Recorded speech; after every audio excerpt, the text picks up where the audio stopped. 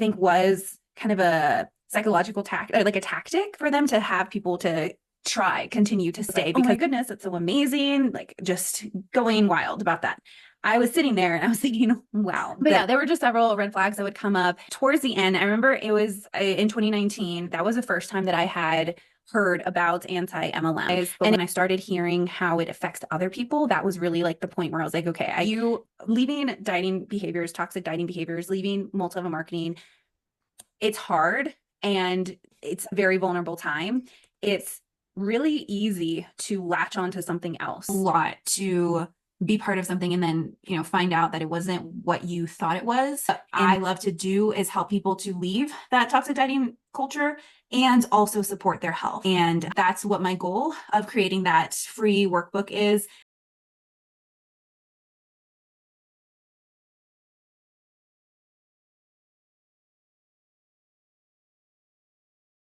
My first video, and I wanted to invite a very special guest. She has been in the anti-mlm movement for a few years now. She creates great educational content. Favorite part about content overall is her focus more than anything on having a healthy relationship with food.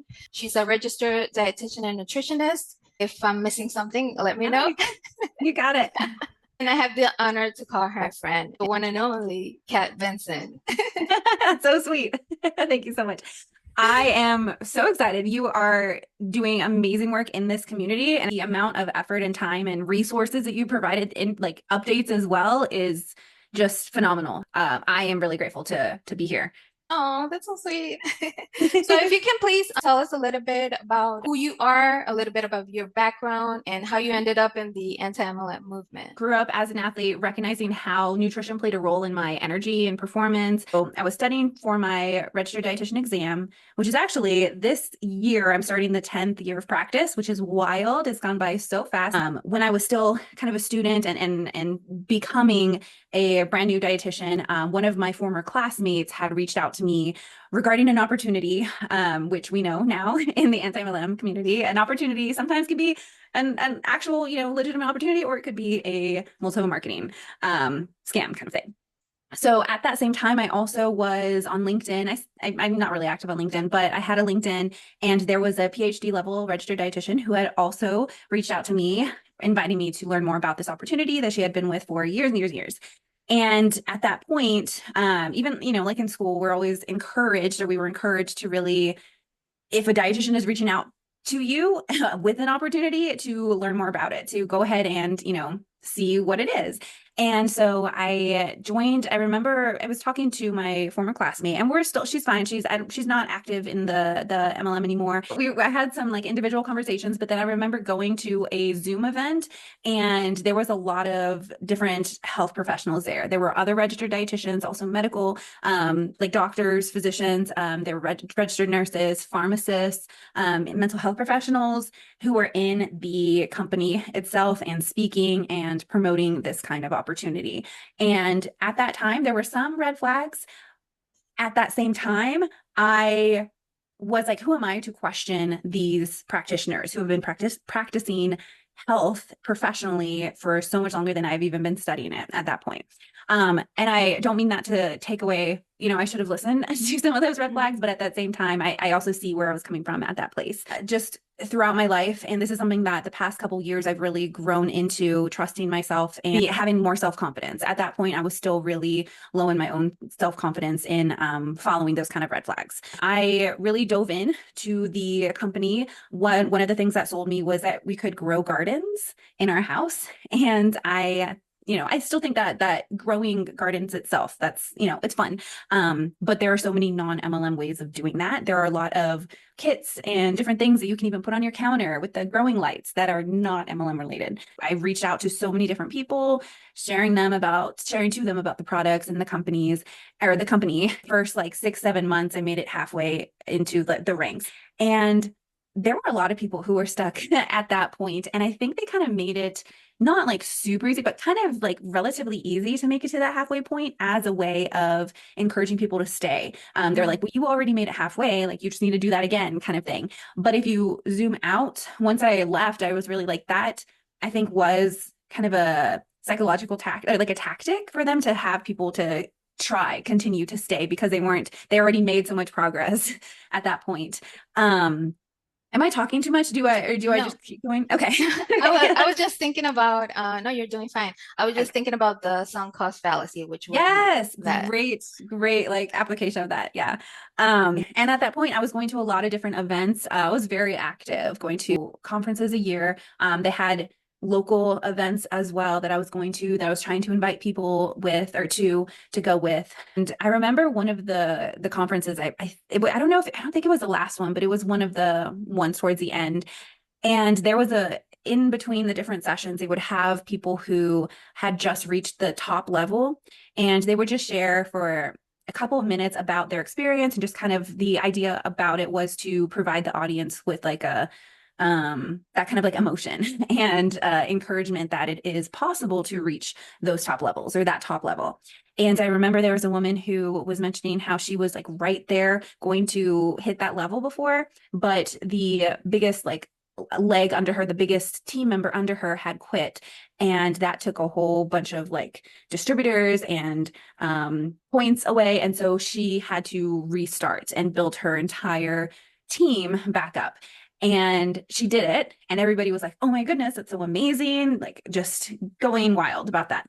I was sitting there and I was thinking, wow, that you're not in control of your business. Like that is kind of concerning if one person can leave and you have to start all over again. So that didn't make much sense as to why people were excited about that. And that was just one of the many red flags. All of the concerns that I had throughout my whole time, I was encouraged to go to my upline or the top upline above that, and not to seek outside information, because the outside information was about people or from people who either did not join and so they therefore or had not been in MLM and so they don't know what they're talking about, or it was people who were used to be in MLM and they couldn't succeed and so they don't know what they're talking about. So like there's no right answer for them. And so The the only haters. yeah, the haters. Don't listen to them. Or I remember, I think it was Jim Rohn. From a long time ago, but he did like motivational speaking. And there was something that a speech one time that he was talking about people who don't continue with the business and who just kind of fizzle out. And he said like his response was like, "Isn't that interesting?" And just kind of leaving it at that. And so whenever I would go to like upline about concerns with people who left or any of those red flags, it was like, oh, those people, like, isn't that interesting, like they're birds, they just fly away kind of thing. Like it was very like shutting down critical thinking and seeing them as just people who couldn't handle it. As somebody who has been in sports and other things, like I have a competitive nature to myself, and the idea of seeing those people, if I would leave, to be seen as like a quitter, I think that was one of the things that kept me trying to go and trying to like push myself. Not what I would recommend for anybody. But yeah, there were just several red flags that would come up towards the end. I remember it was in 2019. That was the first time that I had heard about anti-MLM. And it was when I was watching Kiki Chanel, who I had followed for a couple years before. And I had found her, I think, during one of her Christmas or the holiday vlogs that she would do. She had a video and it was all about Beachbody. I watched it and I wasn't a fan of Beachbody because I was a dietitian and I had concerns about their 21-day fix and just the diet culture surrounding it. But a lot of the things that Kiki Chanel said in her very first anti-mlm video, you could say that about like any multi-marketing company. I was kind of thinking about, stepping away, but hearing all of her arguments was like really, it was a lot because I had never heard an anti-MLM just conversation in that point, in that kind of nature. I had unsubscribed from her. Like as soon as I watched that video, I was very like upset, but I was like, she has some good points. And when I watched that, the YouTube algorithm starts to show you other people. And so I saw Monica Hayworth and her videos talking about her experience with Beachbody. That was also, it was coming, instead of coming from an outside perspective, like Kiki was talking about, it was coming from someone who was part of that, and appreciate her videos around that. And just started like watching all of the content. And as new people or other people started talking about it, I was really, really into listening to their just experiences. And it really, at that point, a lot of my concerns regarding multi-marketing was more like, internal, personalized. But when I started hearing how it affects other people, that was really like the point where I was like, okay, this is harmful to other people. It's not just harming me, because it's one thing if it's something that's kind of like harming me. If I start seeing it harming other people, then that's kind of like how my personality is. It's easier to stand up for like other people than myself. That was when I was like, okay, I got to step away. And I stopped reaching out to recruit people to the company or the products. The top upline, she had constantly told us that there were 4 pillar beliefs that we had to have in order to reach the top of the company. It was belief in yourself. The second thing was belief in the product itself, which, like, it wasn't the best thing. It wasn't needed for everybody. I had a decent experience. The third thing was belief in the company. That I wasn't really like, as because I didn't have control over the product, the naming, the ingredient acquisition, the marketing, like any of that. So like that was a little bit low. But then the fourth pillar was belief in the business model, multi-level marketing. And that's really where I was like, I can't put my belief into that because it is not sustainable. Anti-mlm, the YouTube videos, though, at the very beginning, like that really helped me to digest that part, because I knew that I didn't have the full belief in the business model itself, but the videos helped me to recognize why I didn't. It helped like to like put that into words instead of just feelings. Yeah.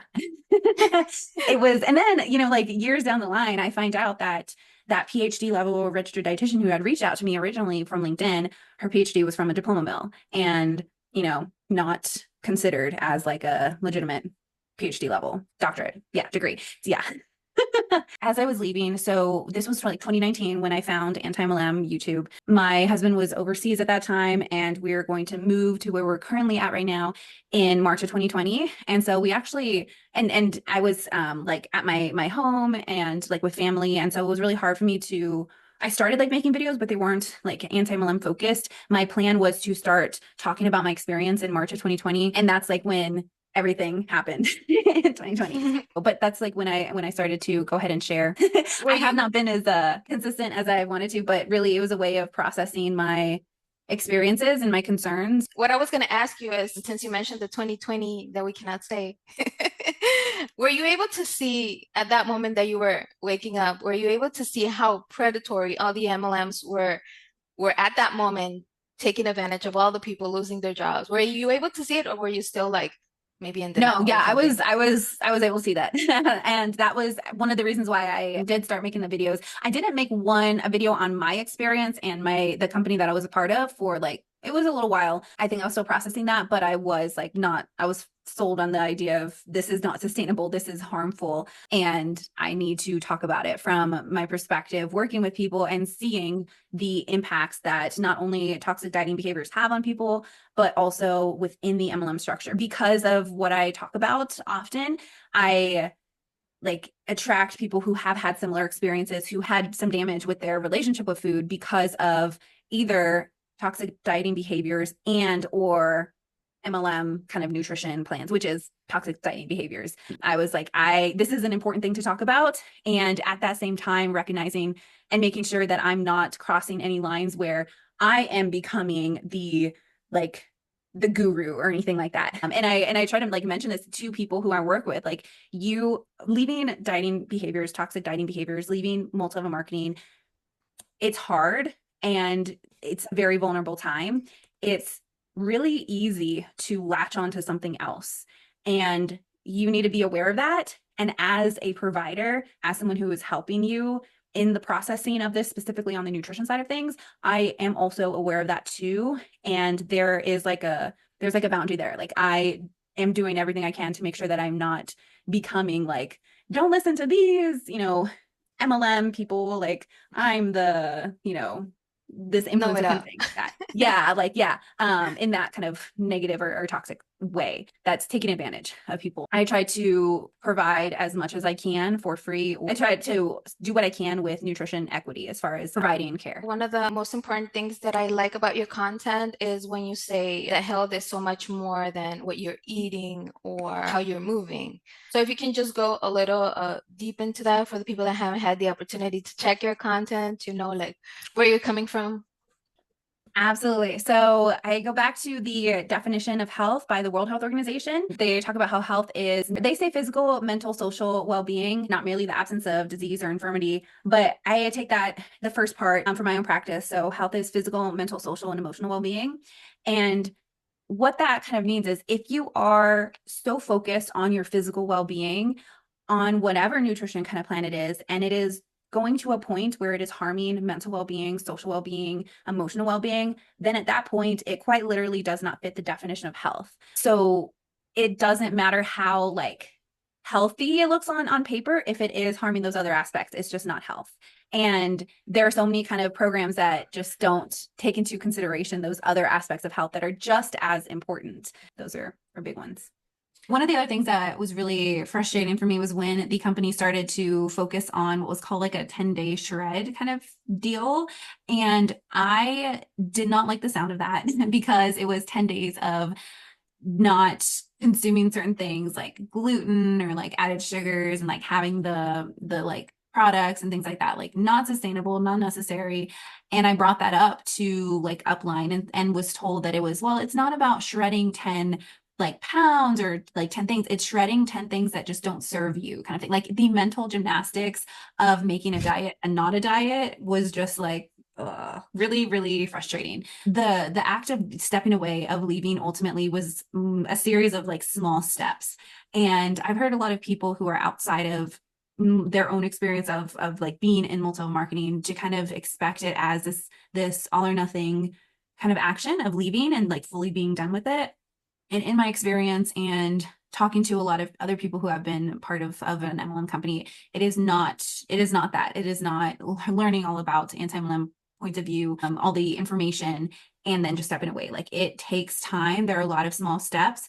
And usually, like sometimes if people can just quit, talking about the product or recruiting people or buying the product or taking the product, using it, whatever, like that is great. But usually like it's small steps. So they'll stop talking about it. They'll stop recruiting people or inviting people. Then they'll stop like purchasing their own. Then they'll stop using it, that kind of thing. And throughout that time, it was really challenging for me because the fact that I was a registered dietitian who found myself in this structure it did so much damage to my own self-confidence, my own just belief in myself as far as like, can I trust myself? My trust in myself. It's taken so many years to build that back. Um, it's a lot to be part of something and then, find out that it wasn't what you thought it was, and then to trust yourself to make decisions. That has been a really, really probably one of the most challenging things. As far as like, the financial losses and things like that, thankfully I didn't suffer so much on that side of things. But I would almost say that I would rather have had a little bit more of that than the self-trust loss that I experienced. And so a lot of what I do is for the goal of helping people to not join multi-marketing, the nutrition ones specifically with what I talk about, but any of them. I don't want anybody to join any of them, but what I talk about more so is the nutrition ones, keeping people away from those or how to move away from those. But also there are so many other health professionals who are either in multi-marketing or who have been part of multi-marketing who I have spoken to who have not shared their experience, their negative experience about it. And I think part of that is because there is an extra layer of shame and guilt for being a health professional in multi-marketing.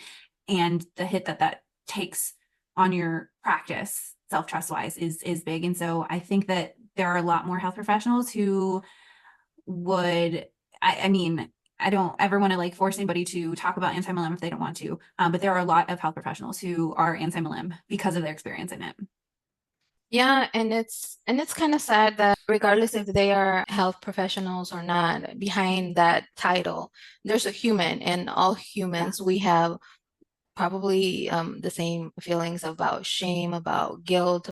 I shared a couple of days ago, it was like kind of like a quote that said that it was very difficult sometimes to take accountability because it requires you to be honest with yourself and accept the part that you took in that process, whatever process it is. The victim becomes like the perpetrator.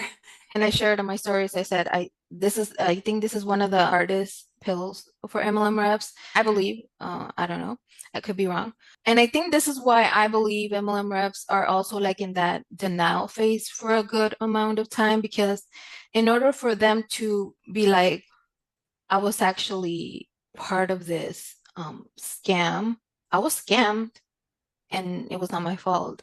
But at the same time, I was also part of this scam doing it to other people, that's a hard pill.